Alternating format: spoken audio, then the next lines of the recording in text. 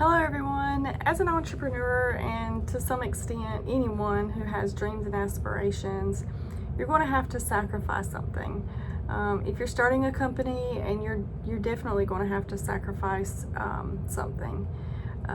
You may have to sacrifice money, time with your family, extracurricular activities or hobbies, a certain lifestyle. But the good thing is it's your choice what you sacrifice and how you deal with it.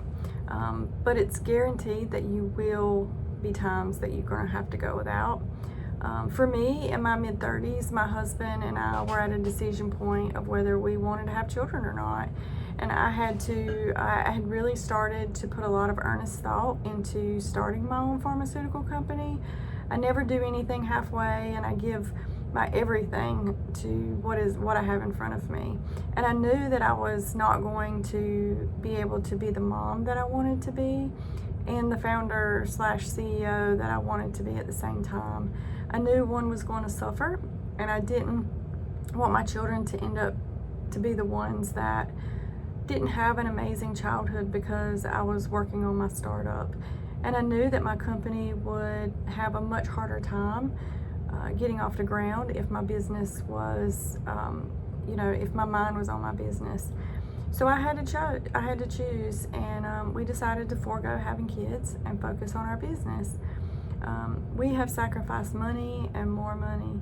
I cashed out my 401k and put it into Portrait.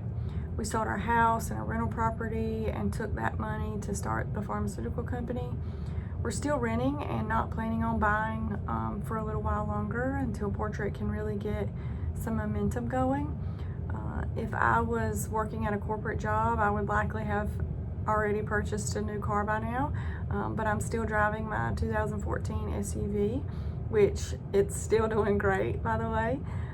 There's so many other monetary things that I have sacrificed over the years, but I have also sacrificed time.